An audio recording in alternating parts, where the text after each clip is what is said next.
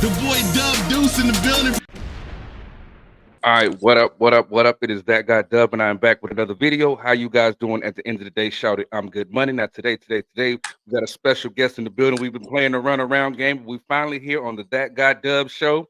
You know, I gotta talk my shit. You said welcome everybody, Miss Eulise Dickerson. What's going on? How y'all doing? How y'all doing? We all good over here. Here we go. Get that bowl out of here. All right, y'all ain't gotta be in my business like that. How y'all doing? What up, Doug? Good. Everybody good. You said just like, okay, now we're gonna kick this thing off. You said first off, love the hat. I'm a hat person. You said, and speaking of hats, go ahead and pay the bills, get this out the way. If you like this nice hat that I'm wearing, Dream Alive University, make sure you go to dreamaliveuniversity.com. Use promo code ThatGuyDub and get 15% off your order. Also, this little mofo right here, this is Little Dub. He's courtesy of CIA Customs. Holla at Denver Morales on Facebook. Get you one. Bow bow. You know what I'm saying? Anyway, now how we gonna do this? We're gonna start off because I was actually looking on Instagram before we started this, and I guess last night, Charleston White got into a little kerfuffle at a comedy show last night. He was talking stuff to some people in the crowd, and people jumped on stage and they put them paws on him. Oh wow. Yeah, he said, but the crazy thing is they didn't leave not one mark on this mofo. You said you would think with the level of shit that Charleston White talks, they would have actually gave this man a real beat down, but he wasn't marked up or nothing. Now, you said like this is crazy post Oscar slap. You know, so how do you feel about people getting their feelings and coming on the stage? Honestly, I never had no violence. I've had more guys trying to holler at me on stage and serenade me in the middle of my set. Like that's the type of heckling I get. But I always say like the biggest myth in comedy is I don't want to go to a show because they're gonna talk about me. No, ma'am. No. I'm not banking on you being there for my material to go over. I'm not. So honestly, as long as you don't make yourself a part of the show, we good. But even in that sense, I'm a type of person, whatever. I like, palatable, constructive, criticism or like instruction. So I always make sure that it's palatable. Like I'll put people in their place, like in a nice way. Like I don't gotta go at your neck or whatever, nothing like that, whatever, because you ain't come here for that. So that's weird to me. That's just weird. Like for anybody to come at somebody knowing that you're offending somebody and think that, this is social media and I can't actually double tap you on the forehead. Yeah, this ain't Instagram, my nigga. You can't double tap it. But you said that. Go ahead, I'm sorry. How long have you been doing comedy? 8 years. It'll be 9 years in June. Okay, that's what's up. So like, would you consider yourself a veteran at this point? Nah, because at the end of the day, I don't think time is really a thing. It's like the actual man hours you put into whatever craft. Because like I say, I've been singing since I was a kid, but that doesn't mean like I'm a singer. That's just me. Okay. I mean, you saying like, I guess I would see it different. You know what I'm saying? Just, I was like, hey, if you develop the skill, you know what I'm saying? Just because my profession is not an electrician, don't mean I don't know how to change a light socket. You know what I mean? Yeah. So I get both sides of it. Now you said also, like one thing on my platform, and I want to get this out the way early, is we talk about children and social media. Now, if you say it just came out about a week ago, you said because Beyonce just did her a Renaissance a movie premiere. Of course, you said shout out to her because you said a premiere #1 on the box office, so we used to give her props. Now, the stories that are coming out is that you said because there was a lot of vitriol and a lot of ugly comments when it came to Blue Ivy and her dancing. Now, you said like, how would you navigate something like that if your child saw the negative comments that she was getting? You have to teach your child before they even step into that platform to ignore people because they're gonna have something to say that's just not gonna be conducive to the reality of your life. Right. So I remember at a young age, and I think like this is what's missing in a lot of people's lives, old and young. My dad used to always say, like, what you see on TV is not real life. It's for entertainment purposes, and that's where you leave it at. So, and I never was influenced to do anything I saw on TV, social media, etc. So I feel like you got to be a strong parent and a real effective parent to, have your kid kind of like in a limelight like that. So And he said that's the one thing that's like funny about saying social media and it's like in stuff in general. It was like, oh my God, you said how you gonna put your 11-year-old daughter against you said classically trained saying dancers and stuff. Like if Beyonce was your mother, wouldn't you want to get on that stage and do something? I think a lot of times people was worried about the wrong thing, honestly. Mm-hmm. Like exactly. and Like Trump didn't have his kids in the White House. You like the thing about it is whatever, like you gotta realize like you worried about somebody else's child when you are directly tied to your nieces, nephews, and your own kids, and you ain't doing what you're supposed to do in their life. Exactly. So you kind of gotta redirect that energy and effort. Just saying. Big fact. Now you saying it's like saying like we deal every day with different people and different type of emotions and things like that. So you just like let's say like somebody's in the crowd and you could tell they're there, but they're not there. You know what I'm saying? It's like, are you one of those type of comics that sit there and you could point out that person and you want to try to use it because like you can sometimes you feel a vibe from a person and you want to try to sit there, you can get them shoulders bouncing a little bit or to laugh a little bit just to be the spark that maybe change their outlook on their particular day. No, I don't do that because some people like literally just come to be in that environment and they just want to like soak in just a moment. So to me, your silence or your disengagement isn't offensive to me. Because sometimes like you come to that show probably kept you from down in the bottom appeals. You know what I'm saying? Mm-hmm. So I'm not gonna, go into something or whatever entitled for a reaction. That's just me. Okay. Now you said before you go on stage, you could go ahead. No, go ahead. Now, before you go on stage, what's your usual routine before you go on stage? Drink. You said what? So what's the drink of choice? Patron and Anejo and cranberry, no ice. Okay. So I drink to calm my nerves because I got like I'm a big overthinker. So I drink to like quiet my mind, slow down, you know what I'm saying, my pace, you know what I'm saying, because I'm like so excited over it, trying to remember everything, whatever, and trying to make sure I'm on timing and not running over my time. So I drink to slow everything down and stay in the moment and stay present. I look over my jokes, and I honestly like not right before I go on stage, but a little bit before, if I can, go through the room and kind of speak to everybody, see where everybody's doing, and kind of read the room, like what you out for, what you drinking on, like are you celebrating anything, whatever. That way, before I get on the stand on the stage or whatever, I already know who I'm talking to. Okay, you said like giving advice to other comics. You said like say like you did your set, you killed. And then you said a particular colleague of yours goes on after you and they fully bomb. You said, what is that? So what's the conversation going to be like? You said to try to re-uplift your colleague that you said that just bombed.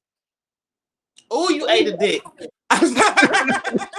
That's what we call it in comedy. You ate a dick when you bomb.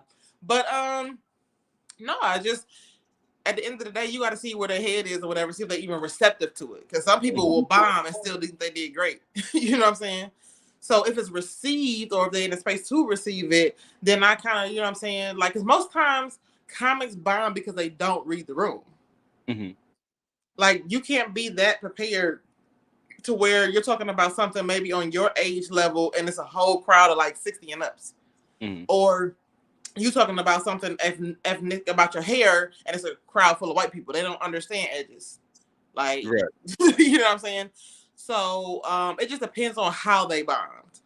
And then if they care, because some people like honestly just want to go up there for the attention part of it. Okay. Now you mentioned something pretty interesting, and it kind of ties me into a video I saw yesterday. It was a YouTube channel called The Amazing Lucas, and he was talking about a podcast that he watched, and I guess it was called Bad and Bougie or something like that. But it was a podcast full of African women, and literally it's like the self-hatred on this podcast where they were literally saying that if I'm going to it's like natural hair is for nothing but picking up your kids and walking around the house. It was like it is unacceptable to wear your natural hair to a swanky event or something like that. You said you should wear a wig, or you said or basically to wear your hair to impress white people. And these were African women saying this, and I just like when you sit there and yeah. Now when you Now, when you hear something like that, how does that hit you as a black woman? Being quite honest, you're the truth. Mm-hmm. I don't give a fuck. Because you gotta think about it. We're in 2023. Mm-hmm. Any and everybody has an audience. Any and everybody has a voice. Doesn't mean that I'm gonna listen to it. Doesn't mean that I'm gonna like take that in. Like when we talk about diets, everybody think about food. No, I diet mentally, emotionally, spiritually, all of that. You know what I'm saying? So it's just not a part of my diet. Right. Like it's sad that, you know what I'm saying, people feel that way and project that, because a lot of times people fail to realize what you say about me has nothing to do with me and everything about you. Mm-hmm. So you just showing me exactly who you are. And that's okay. I need to know that. I'm glad you Right. kept on it in a roundabout way. Right. But no, I think honestly, people are beautiful in their own right. Like, however you decide to dress up, you know what I'm saying, your out part, because I don't care, you could be the most beautiful woman in the world and be like shit on the inside. We all know a few people like that, whatever. So you Mm-hmm. so worried about my natural hair or whatever when you got some real work to do on the inside, my guy or my girl. So yeah. Big facts. Big facts. Now, you said like what are some of your like extracurricular activities outside of comedy? What are certain things that you like to do? Work.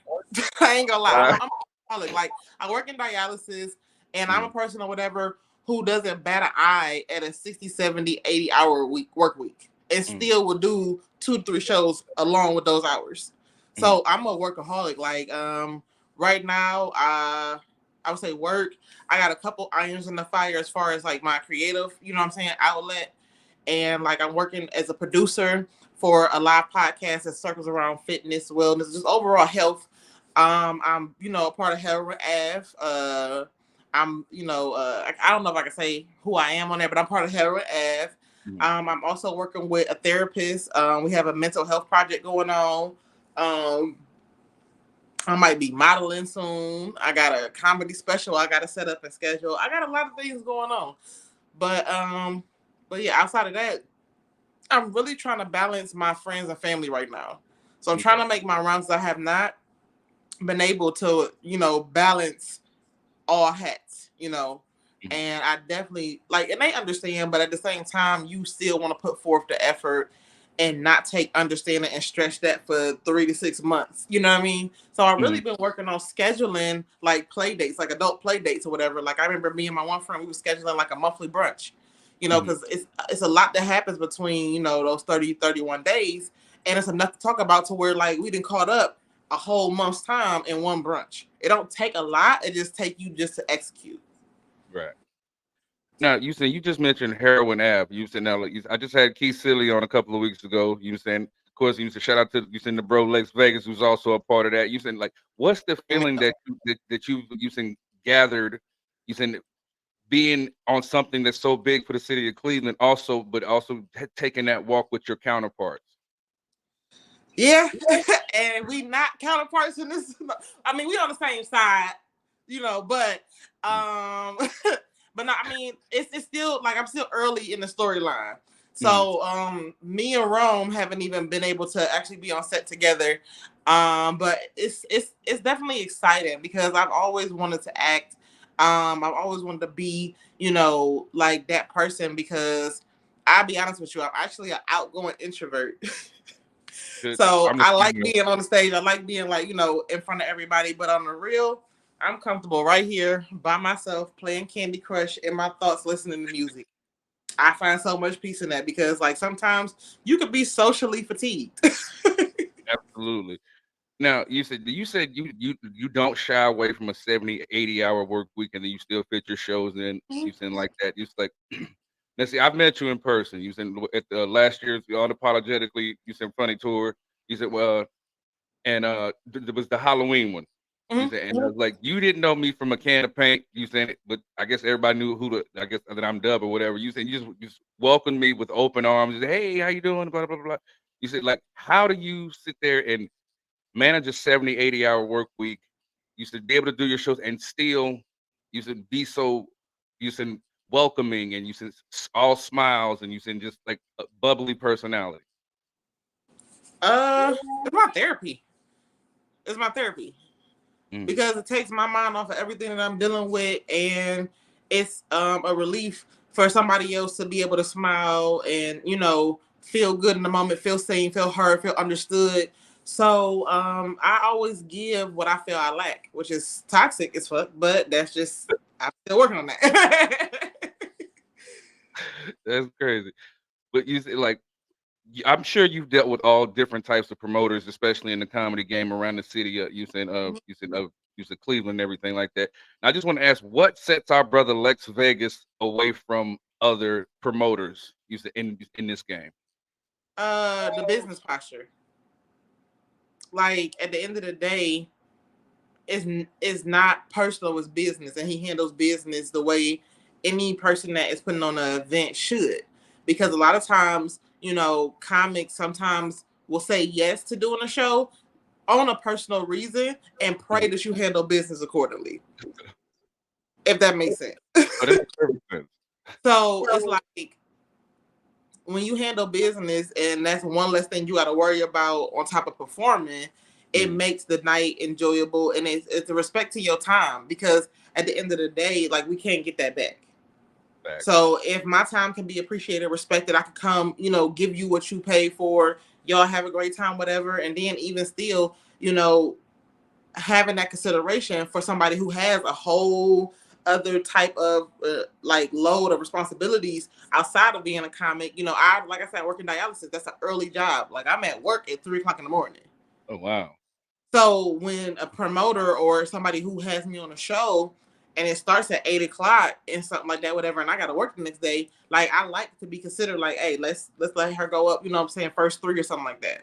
Like, I was out in Akron, and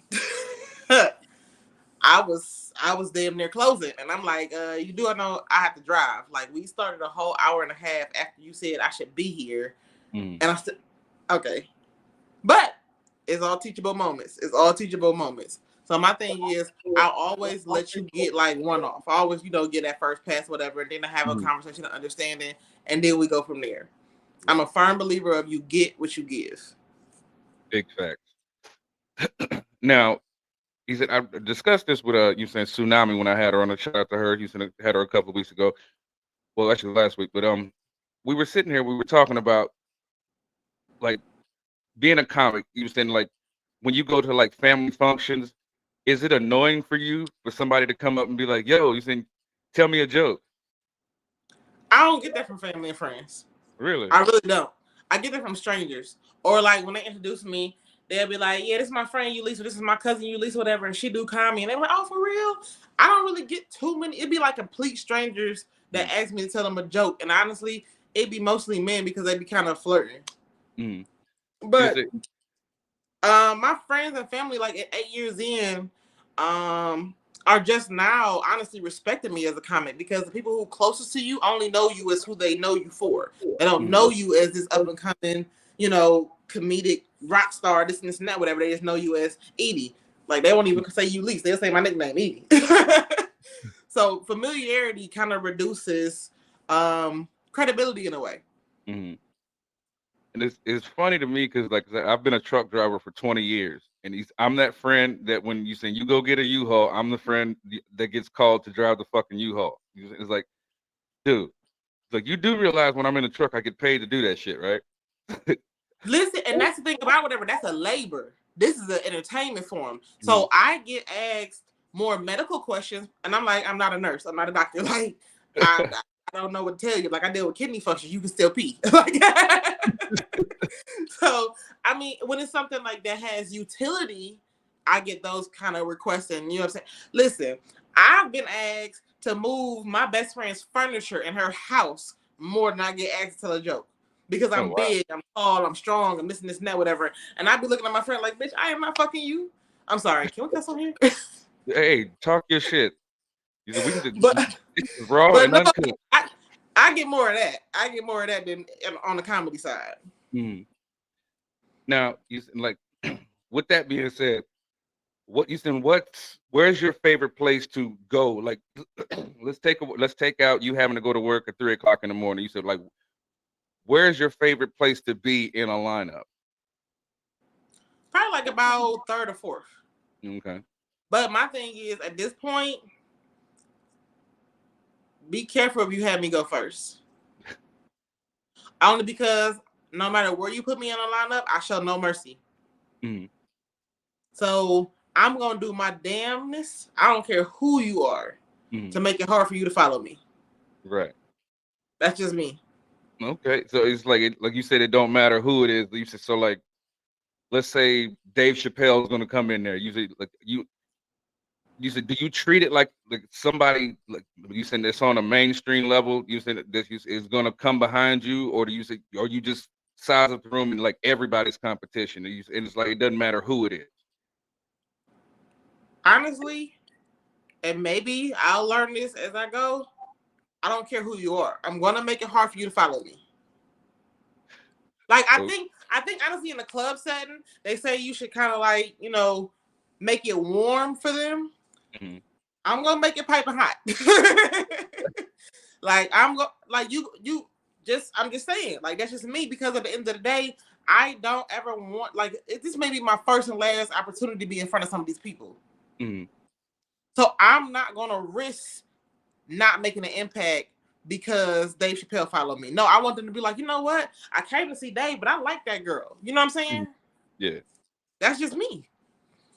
And let's see, there's nothing wrong with that. You said so like you said going into 8 years. You said what if you said what is something that you took from day one that you said that you feel yourself that you have mastered in year 8? Nothing. Okay. I ain't gonna lie, like that's why I said like time is not really a big thing because it's about the hours you put into the craft. Mm-hmm. Like they say statistically, it takes 10,000 hours to master something. Mm-hmm. I can say in 8 years, I probably got in about 6,000 to 7,000 hours at this craft. Okay. Now, somebody that's been doing it 2-3 years could have really been going away. I'm talking about doing mics every night. This is all they do. This is they live and breathe this shit, and they will hit that mark way faster than me. My thing is, I'm in my own lane. Like I literally just did the improv on Thursday, and I've been doing this 8 years. There's people who've been doing this less time than me. That've been, asked to go to the improv, asked to do a show, headlining here, traveling there, doing this and that, whatever. And I stopped comparing myself year 5. Okay. I used to get down on myself and compare, like, well, I've been doing this longer and I'm funnier than this person, or I got this going on, and da. I like the pace at which I'm going. Like, I will say this. If you want to go fast, go by yourself. If you want to go far, go with a crowd. Okay. And as I've been doing this, I have literally like gathered so many true fans, some ride or die people that like literally rock out with me. You know what I mean? And I also would say if you want to do this on that type of level, you got to ask for a lot of opportunities. You got to put yourself out there. As a females most time get overlooked because we are not used to approaching. We're used to being approached. Mm-hmm. So because of that, I haven't made the strides that I feel I should make, but I'm okay with it. Because as I'm getting there, I feel like it's my time. The timing is right. Like I have a sharper tool or whatever, and I'm still growing. I'm still like moving from doing hair in the kitchen to owning the shop. You know what I'm saying? Just levels. So it's just things that I feel like I will never feel like I've mastered it until this is what I do full time, and I ain't worried about nothing. Right. Yes, and now like you said, being around all you guys, you said I've learned different types of you said about different types of rooms. You said it's like I've heard about like I guess dry rooms, and I've also heard about you said just rooms where they want you to be clean. You said Yeah. do you consider the dry room where there's no alcohol or the you said the clean room? Do you feel like that could be a little more difficult to to navigate? I knew I was good at comedy when I was able to do a pastor's anniversary back in February. Sober, clean, and with no mic. I did 45 minutes. Oh, wow. And we were in a gymnasium on top of that with kids running around in the back, and I still had them going. Nothing wrong with that. Definitely kudos to you on that. Now you said like as somebody that's been you said you got about 6,000 or 7,000 hours. You said like like, how do you counsel using newer comics that that are literally trying to soak up what you've already garnered? Like I said, it's all about the reception. Because right now, even in life, outside of comedy, but especially with anything creative, it's too much inclusiveness. Nobody wants to offend nobody. Nobody wants to be honest and say, "Hey, you did bad." Like that wasn't like, you know what I'm saying? Like nobody actually wants to be honest. Everybody wants a pat on the shoulder. Everybody wants likes. Everybody wants the benefits, but not the responsibilities. Like I said, I've been doing this 8 years, and I have mentors who I respect highly that still take me down a peg. Like I could have literally just killed, and they'll tell me that wasn't it. But if you heard the laughs, you saw the response. That wasn't it, because it's a trained ear. It's different. It's just different. You know what I'm saying? Ramen noodles is something to eat or whatever, ramen. But hibachi kind of slap. You know what I'm saying? So it's just like with the younger people and the people that have been doing, like you have to record everything, and just hear it back. Because sometimes when you're on stage, you miss those reactions, or you miss something that could have been a game changer for you. So just not getting too high on that horse and staying humble and staying open to feedback is like the difference. Right. Now you said like when we're in this space of social media.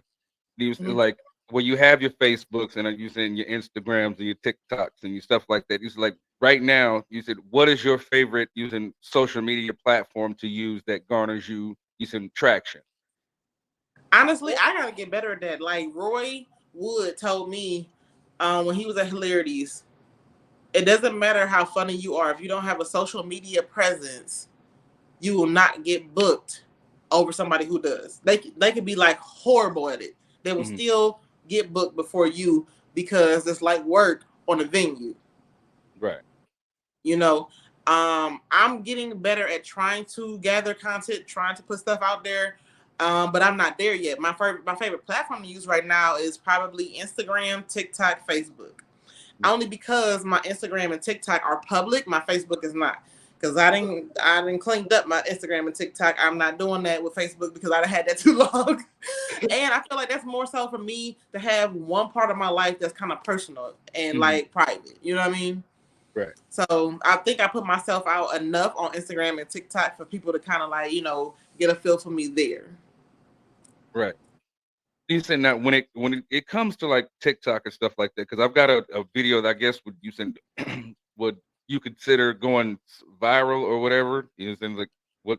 Then again, what's viral now? But you said like because it was about the fake video that we found out later where the girl was recording the baby daddy and he only brought McDonald's for the one child. Coming to find out they only have one child together, but she was like, I have 3 other children, but like I said, it ended up being a fake video. And I recorded a reaction to that video, and it said, I was like, well, y'all know how I feel about it. Fuck them kids. 50,000 views. Crazy. Now, it's like a lot of these kids out here, they have these viral moments, and a lot of times it has to do with them fighting at school or doing something stupid. It's like as an adult, using with using a more mature mind than a lot of these kids using. Like, how would you like? I know you said it was reception, and so it sounds like I'm asking the same question all over again. But now we're changing it to with children. How would you tell that child? You say, okay, now you're starting to get traction. You saying like, because a lot of times it could be overwhelming, and and they don't know how to handle it. How would you tell children to handle using that level of notoriety or using going viral, especially if it's for something stupid? It could be life changing. It really depends on how they went viral.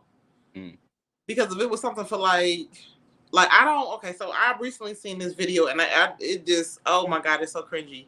It was a birthday party for little kids. They couldn't have been no older than 7, and maybe I would say no older than 10. Let me say that. And the father, you could tell what kind of lifestyle, or assume what type of lifestyle he was into, because he was like letting his son hold this money and he had a gun and like they, you know what I'm saying, they playing around with the gun, whatever, doing all type of like, you know, that type of stuff. Right. And of course that go viral. Like everybody know the like little viral baby or whatever, that was rapping the one song, whatever, holding a little block like a gun, whatever. Like it's gonna be a lot of negative comments about stuff like that. And even let's say I change the narrative and I have another video to follow that and receiving the honors award or this and that, whatever. Once it's out there, it's out there. So I would just say, like, for any parent, for any child, be careful what you allow the world to see. Because once it's out there, it's out there. And some of those viral moments could have stayed private, teachable moments. And for the sake of attention, you make your child go viral in a negative light. Like, that's the responsibility of the parent, honestly. I would never let, if I had control or had something to do with it, I would never let anybody, like, I love, care about, and cherish, and know them better than this 30 seconds to be made, like, fun of or, like, go viral like that. You know what I mean? So, as far as, like, talking to them about things or whatever, like, I would just say, like, know who you are and stand in your truth. Like, even as a little girl, as a little boy, whatever, know who you are and stand in your truth. And before the world knew you, you had people around the neighborhood, your school, and in your community or whatever that kind of had their nose up at you or whatever. Just handle them accordingly. Like, you gotta have a solid, strong foundation within yourself before you look for everybody else to give you validation. It gotta come from here. Exactly. You said another thing that's crazy. You said when it comes to these, everybody has these fucking smartphones. You saying I've been seeing a lot of videos here lately. It's like you said, like motherfuckers are scandalous these days. It's like, because we all knew that you said people cheat. Well, black men don't cheat, but that's neither here nor there. But it's like you're seeing a lot of these videos where you saying where women are with other men and have their man on the phone. It's like, yeah, I'm not doing that. I'm just getting ready to go to sleep while she's got somebody else's meat in her damn hand. It's like that. Where did we go wrong to make this a thing and be like, oh shit, I'm gonna post this online? Where did we go wrong to get here? Well, you know, some people post it for reaction. It like I said, it's 2023. Any attention is good attention, whether it's positive or negative. Like, I don't care what nobody say, whatever. When, you know, rapper Meek Mill had made that one bar about, you know, I'm gonna go down with my chopper like Kobe or whatever a couple years back, right after he passed away. Like, any attention is good attention. It doesn't matter if it's like in the right, and like, you got to look at that more than you have to look at what people are doing. Right. Like, yeah. I mean, as far as like people actually living that type of life, I say this, I'm sorry for like the females that's like on that. I'm not, but for the females that's on that, you can't be mad that females are now playing a game, just like niggas. Or just like men, I'm sorry. But you can't really be mad that females are now better at the game that y'all put us in or put females in, and now we playing it better than y'all. Or they're playing it better than y'all. I don't be on that. Like, it's sad because, like, for real, you have so many women that really be on some, like, I really want to hold you down, I really want to be with you, I really want to, and then once they scar, like, you know, I just said, once you got a good girl going bad, she bad for life. Like, it's really gonna take a lot to get her back in that same mindset because she's endured so much. Like, a lot of women don't talk about all the things they deal with, you know what I'm saying, before they even get to this adult that you see now that has one dude on the phone, another, like, not to mention how life is. Like, inflation is a mug. Like, stuff is costly. Like, I say it all the time on stage, whatever. Do you know the level of audacity a woman has to be single right now? Like, she is easily just be like, here you go. My bills is coming. Like, think about it. So for her to literally be closing her legs and not have her hand out and really be trying to be on the same level and see what we got as far as an exchange and how far this can go, and then it's disrespected. Like, I'm already giving you the grace and the platform to be 100 with me, and you play with me. I always say you do not get to dictate how people react to you. Mm-hmm. I don't care if you just push me over. I can shoot you in your face. Pause. I'm sorry. I can react a whole different level. You know what I'm saying? Like, you don't get to dictate how people will react to you. I mean, and that's definitely true. But it's like, do you ever worry about like cancel culture because of that? Because you can't dictate how somebody reacts to you. Because you said we all sit there and we say, oh, you can't say that, you can't say that. You said just like I made a post the other day and I made it on purpose because I'm an asshole and I don't give a shit. You know what I'm saying? But I made it on purpose. I was like, so wait a minute. You mean to tell me I can say I fucked any kind of bitch, a white bitch, black bitch, but if I say I fucked a Jewish bitch, let's cancel it. You said like disregard the fact that I just called women a bitch, but if I add the word Jewish, now I'm wrong.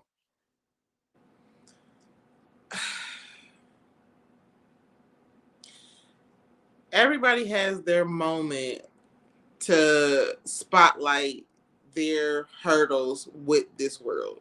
Mm-hmm. Because of how long the spotlight has been on Black people, everybody else is coming out of the woodworks. And it's easier to appease the shorter run than the longer. And that's just my take on it. I don't think nobody should go through the things that, any nationality or ethnicity has gone through and had to deal with and this and this and that. But if we keep it a buck, if we keep it 100, y'all can't hold a candle to some of the stuff people of color, Black especially, have had to go through. Like, my dad picked cotton.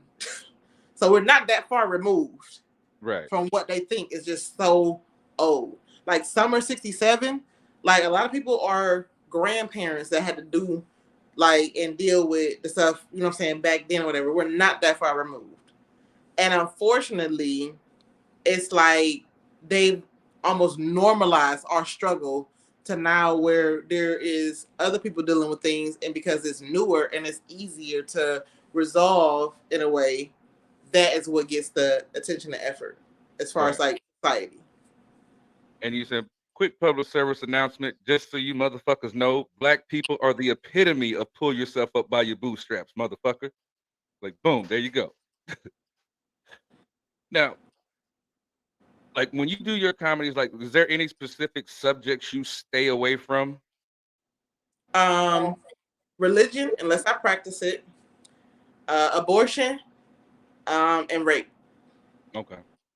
Those are three things you really can't speak on and try to make it funny, because it's a highly triggering situation and a very personal one, especially for females. And most time I have a crowd full of females. Right. Now, you said it's like, whether you're a liberal or whether you're conservative, you saying like a lot of people, they have their different outlooks on whatever.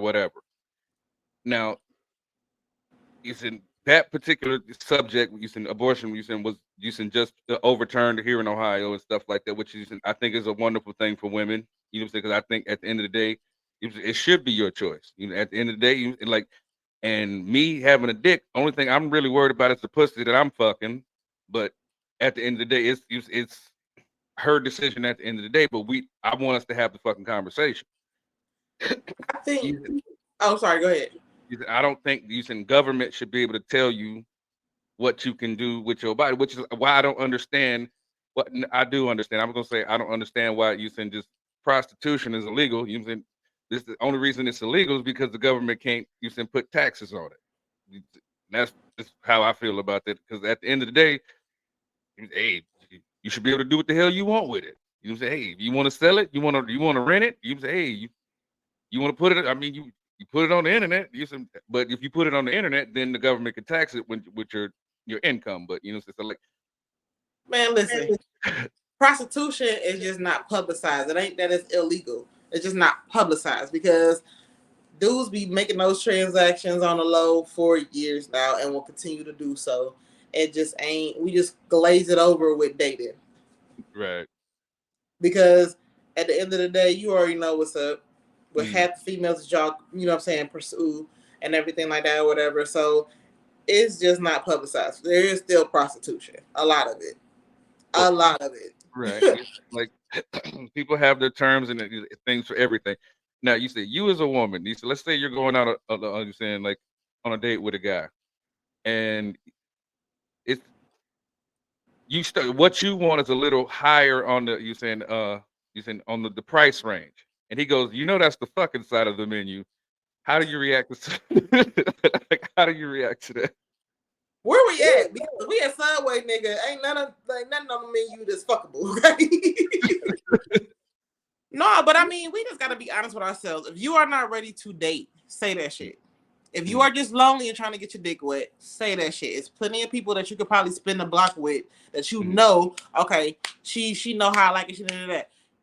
Unfortunately, men have a thing of new is better than good, if you know what I'm saying. And like dudes know that you're not really ready to date somebody on that type of level, and they still do it anyway. Because my thing is, if you really ready to date somebody on that level, it doesn't matter where y'all go or what y'all do. This is the intention and the outcome of y'all actually enjoying each other, not a transaction. Because if it's a transaction, my nigga, I'm taking you all the way up top. Nigga, we gonna be at Morton's, Milton's, Roof Chris, like Cooper's Hawk. Shit. I don't even care if you allergic to shellfish, nigga. We at Juicy Crab. Like, I don't, you know what I'm saying? I don't know where to put. Like, we getting flued out, and it ain't gonna be here. Like, my level of, oh, I'm gonna need a passport, and it's gonna be stamped. If we talking about those type of transactions, my dude, I'm not. Nah, I'm be good for the rest of the year type. Like, I ain't gonna have to lift a finger if we talking about that. Right. Now, last year you said like you said had a bunch of viral moments that was actually touching on. You said what you brought up. It was a couple of videos where dudes would fly women into like Vegas or Miami or LA and stuff like that, and she was like, "I just came here to kick it with you. You're not getting none." And then she gets mad because he put her out. It's like, how does that hit you? Both of them dumb. Yeah. Both the men and women dumb. Because my thing is, I don't care how much money you got. If you find somebody out there with the expectation of doing X, Y, Z or whatever, like that's creepy. Like you got people that you could talk to local. If you on that, like I don't like you done ran through that many people that you gotta fly somebody out. Then as a female, why is you trying to get flew out by a stranger anyway? Like that, like I said, it's just dumb. Like it's creepy. It's like, hell no. Like I hope you got enough money to make it back. Like I would never trust somebody like that. Like that's so weird. It's like the lack of getting to know somebody and actually like effectively dating or effectively courting. Like people ain't got time for that. It's 2023. Everybody want everything now. When you can get whatever you want off of Amazon Prime in 2 days, and the Uber can be here in this amount of time, whatever you can DoorDash, this and that, whatever. Everybody wants everything instantly. But that always ain't the best situation or whatever for you. It's just like too many liabilities with that mindset. Right. Dumb. You're saying like somebody like me, or most men with some level of confidence. Most of us, we can get pussy when we can't get food, and it's just crazy because like we'll sit there and you'll hear like Iggy Azalea or a Bad Baby or or Cardi B or all of these are literally making hundreds of millions, using tens of millions of dollars on OnlyFans. That shit does not make any fucking sense to me. You simp ass niggas are sitting there paying to see feet and shit you can see for fucking free on Pornhub, you fucking moron. There's so much comedy in just that particular subject alone. You just like, what do you think about that particular, that particular aspect of this shit we call life?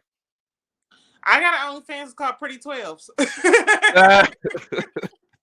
I ain't active though. But shit. I'm telling you right now. The moment I gotta take them quarters out of my like little change out of the car, little holder, the moment I gotta start going for the quarters, these toes is going on. Yeah, them toes going up. But if you think about it, like for real, like that is the power that women possess. And the fact that most women don't even weaponize that shit should be applauded. Because think about it. There's a lot of people that's into feet. I could be a millionaire right now just off of these 10 toes. Like, you talk about standing on business, literally. Like, but like I said, everything comes with a price. Everything comes with a price because it's people now, whatever, they got OnlyFans to do whatever they got to do to make ends meet, and now all of a sudden their kid is getting bullied at school, or the teachers don't like them, or this and that. Like it's always something. People always gonna find something to say about what you're doing, regardless. Listen, that's another Whether it's slippery. good or bad, that's the sad part. Because even when Drake made that song "God's Plan" and he had a video where he gave away like what 1 million, Something like that, yeah. everybody was like, "Oh, he shouldn't be showboating this and this and that." But then you complain about how people don't do shit. So what do you Right. like? People can never be happy with even good shit. I mean, big fact, because like that's one thing I said as a YouTuber that I would never do because I think it's corny personally. And it's like because if you do that, you then like, and I don't want to say Drake's right, and I don't want to say that other YouTubers are wrong or whatever. Whatnot. Me personally, I'm not. If I'm gonna do something for somebody, I'm just gonna do something for somebody. I'm not gonna sit there and film it just to garner likes and use to put more money into my pocket. Because like to me, it's an exploitation of somebody that's is in worse straits than you are. I don't think people should necessarily do that for financial gain. You don't need an audience for everything. That's just my own personal opinion. You know what I mean? Yeah. Only because at the end of the day, I don't give a fuck. I need help. I don't care if I'm on camera. I don't care if you do. Help me. It doesn't matter how you do it. For real. That's just me. Like to think about it. Like if Keith Lee, I think, is a food critic now on the low, whatever. If he wasn't putting out, you know what I'm saying, the secret shopping and this and that, whatever, giving reviews, half of them people who own restaurants and those small businesses would not be impacted in a positive like he has impacted people in a positive. But even that, people still have something to say about. So it really doesn't matter. Let's see, like he also caught a lot of backlash because it was almost like people felt like he was turning his back on the Black community by holding Black-owned businesses accountable. Like if the service was bad, and he mentioned that shit. He said now he's getting all kind of using death threats and all kind of like, oh, you're not looking out for the Black folks. How does that Black hit? folks don't look out for Black folks. Kill that shit. I'm sorry. Because I, as a comic, I do comedy in all different venues. I don't like the fact that certain venues don't cater to the business and the revenue I'm giving them. I protect my supporters at all costs. I am so big on that. I've turned down and said no to doing certain shows because of where they're at. And because I'm not going to invite my people out to come spend their money, spend their time, lose sleep, and you ain't even giving them proper customer service. If you don't listen, if you work in the service industry and you don't want to do that shit, you don't have a passion, don't fucking do it. Right. Don't do it. Like as a dialysis tech or whatever, I have been approached by nurse practitioners, doctors, etc., on my bedside manner. Like this is something that I'm doing. This is something I actually care about doing, whatever. Like I'm not here for a check. Unfortunately, a lot of people are. But they are upset with their own personal lives to where they are giving you how they feel in their personal. Like this should die for them or whatever. And unfortunately, you should be a certain type of way with everybody you come across. I ain't asking for the above and beyond. We can keep it here. Like, please and thank you go a long way.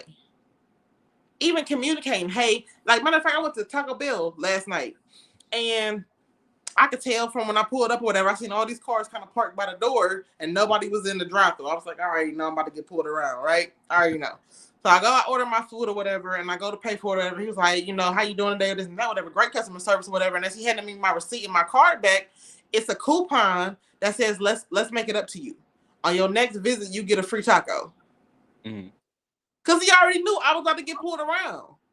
But when you sit up here already knowing that you have a customer coming into an irritated situation, environment, or, issue, and you handle it as if you don't give a fuck and, oh, well, you ain't got to be here. That's what makes a difference. Whether somebody watching you or not. Because you have no idea who I am. I went to one of my cousin's establishments. because I got a family bar.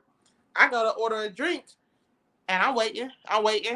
People that came after me or whatever, they getting whatever. You have no idea who I am and how my experience can affect your business. Like, I will never go to Lounge 228 again. I'll say it right then and there, whatever. Lounge 228 is a bar in Bedford. I will never go there again. I got ignored for almost a half an hour, and I had just got paid. But because I'm in scrubs and I'm off of work, and I don't look like, you know what I'm saying, and she don't know me, and there was no manager. They didn't I will never go back there again. Ever. I don't care if you're celebrating your birthday. I won't be there. I'll sit up there.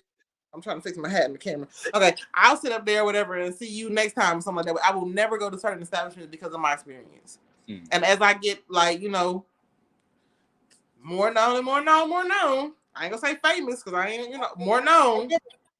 What I do and how I move will affect certain business establishments. Period. So if you think my little bitty, 2,000 followers don't, it do. It do. It matters. You said, like, I've had that conversation with a lot of people, like you said, especially when it comes to politics. You said they'll talk about let's say LeBron James. You said they were like, he shouldn't discuss politics. You said he should just entertain us. You said for his followers. You said, and I sit there and I'm like, yo, dude, I've literally got about almost 3,000 subscribers on YouTube. I've got 5,000 on Facebook. I've got about 3,000 on Instagram. Using however many on TikTok and stuff like this. So you said, don't I have a platform? So how come you can't say that shit to me? You said, you said, well, he should just shut up and dribble, and you said not bring politics into the job. Like, dude, we work at the same job. You said they pay us to drive this truck, not to talk about your politics. So what's the difference? And you said they literally have nothing to say. You said, because when I put it to them like that, they're literally so stupid. It's like, especially like the right, they're like, you should be a free thinker, think for yourself. But if you don't agree with what the fuck they're saying, you're a sheep. I'm like,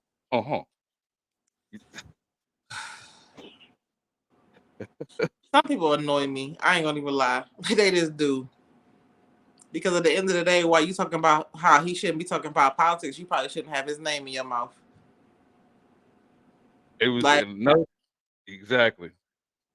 And then on top of that, whatever, he shouldn't be talking about politics, but y'all shouldn't be invading his privacy when he off that basketball court. Let's talk about that.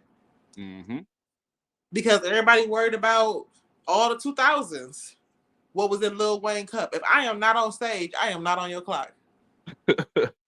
Just because I have some type of platform, some type of celebrity, some type of fan base does not make me responsible to be a role model to your kids. I am an adult.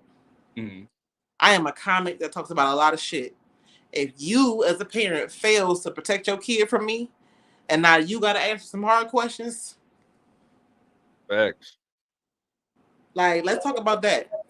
Let's talk about how I can't just be a basketball player because y'all always following me in Walmart, this and that and third, whatever. So if I am supposed to be just a basketball player, will respect me when I'm off that court. I mean, the big facts. Definitely big facts. But y'all won't sit up there and talk about how I've done this, that, and the third or whatever in a positive light out of being an athlete. I also have a school. I also have this bit. I also have this and this and that. We ain't gonna shine light on the positive, right? You said, what was that? Charlamagne the guy said nobody cares about the truth when the lie is more entertaining. It's crazy because you just literally, you saying you look at these headlines and you saying it'll sit there and say woman got drug, you said while her car was getting repoed, and you said and that garners you said a lot more clicks than 14-year-old girl graduates high school 3 years early. It's and they'll always try to convince you that there's more people in prison of color than people in college. Not true. They'll always try to convince you that there's no such thing as a black billionaire besides people that's in entertainment, this and that. That's plenty. They don't talk about that stuff, whatever. Even I've spoken with people who moved to the States or whatever, and they'll tell you, y'all always see the impoverished side of Africa, but not the up and flourishing cities in Africa. And then they show you places like Times Square, but won't show you East Cleveland. Right. So you got to do your own due diligence and go for your personal experiences. You know what I'm saying? Like, cause I've always been that type of person or whatever. Like, I've had friends on complete opposite sides of the spectrum. Like, I literally was friends with a valedictorian who didn't talk to nobody, knew Japanese and a couple different languages or whatever. And I also had the person who was the most popular. Everybody loved him, whatever. But see me and be like, you know what I'm saying? Like, so I've always been, I don't know, like a place that where like any and everybody can pretty much, you know what I'm saying, have a personal experience with Eulise. Mm-hmm. And there's definitely nothing wrong with that. You said it's like one more thing that I wanted to bring up is like is because especially like with white people, when I for whatever reason I don't know, I guess I'm just approachable. It's like every fucking day somebody wants to come up to me and just start talking. I got And some look, space too. you know what I'm saying? It's like, and like the same people that sit there and say LeBron should just shut up and dribble, they'll sit there and go, we said, well, like, dude, you said, look, dude, listen, I gotta tell you, you saying, I'm telling you, Michelle Obama's a man. It's like you can look on the internet and you saying you can sit there and you can see Michael Obama's got a dick. I'm like, bruh, I look up a lot of shit on the internet. Dick is not one of them. You saying, is there something you want to tell me, partner? Oh, And they can't do nothing but shut up because I'm just like, dude, I don't give. At the end of the day, if that motherfucker is, was, ain't, what, that's Barack problem, not mine. You said, like, and then everything going around with this AI stuff or whatever, I'm telling you right now, they're going to rewrite history books in about another 10 years. Because there's nobody who's going to actually say that they were there when it happened to be like, oh no, this is what really happened. Like, think about it, they're changing movies right now. Like, what was it? I Am Legend has a completely different ending than the one that first came out. Like, a lot of stuff will be changed. Like what was it? 2014, Texas had already passed a law to say that slavery didn't exist. They was unpaid interns learning the trade. That was 2014. Now you said So, as a black person, how do you feel with them literally trying to erase our history? we got to get the village back together.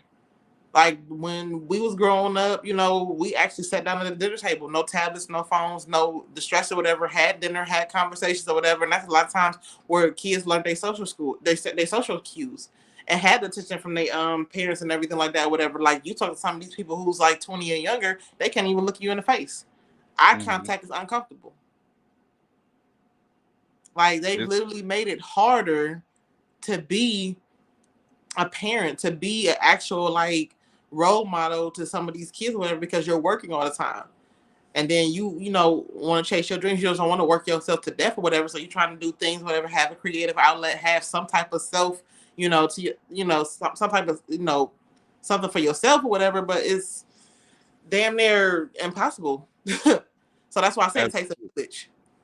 It takes a village. Even like, not even with kids, but also with adults too. It takes a village. Absolutely. Like, with my kids are yes sir, no sir, yes ma'am, no ma'am.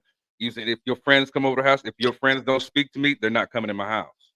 You said, like, if you're sitting down, if I address you, I said, hey, get vertical when you talk to me. You said, listen, and it's crazy because like you said, like the friends that my children have, you said, like their parents are not teaching them that kind of stuff. They lack structure. Yeah.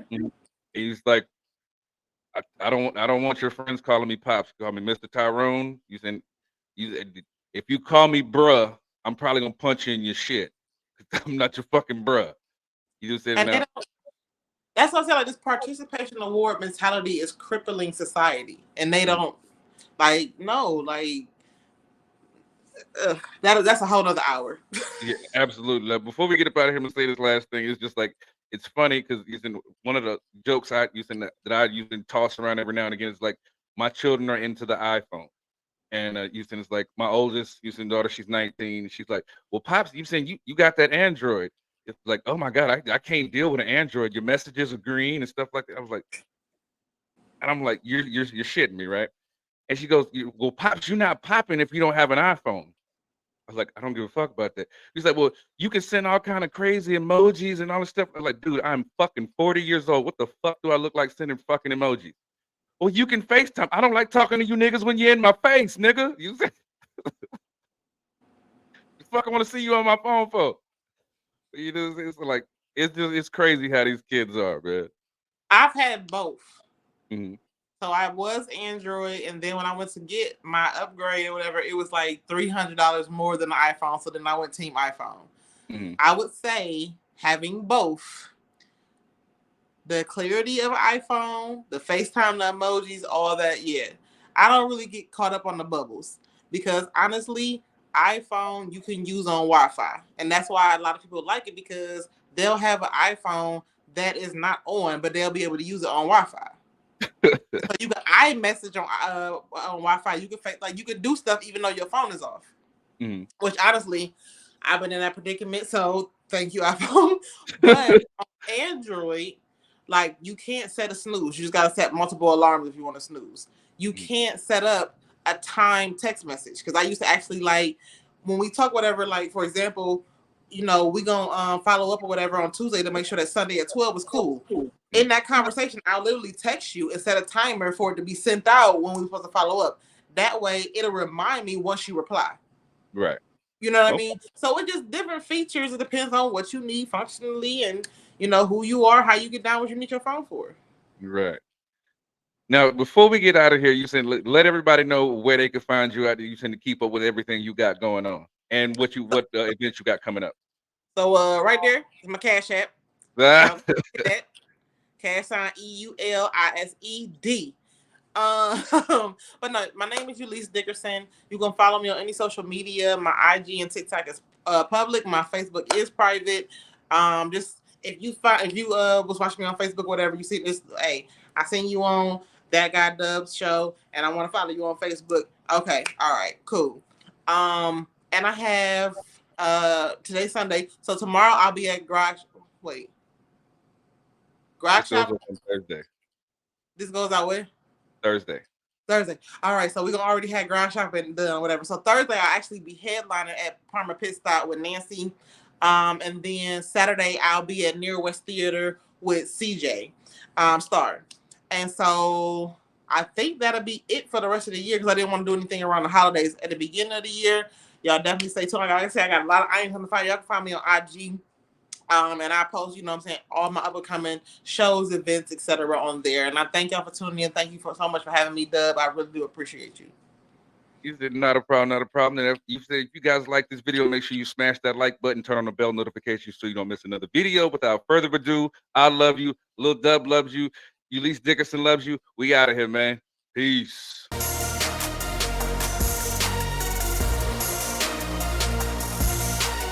The boy Dub Deuce in the building.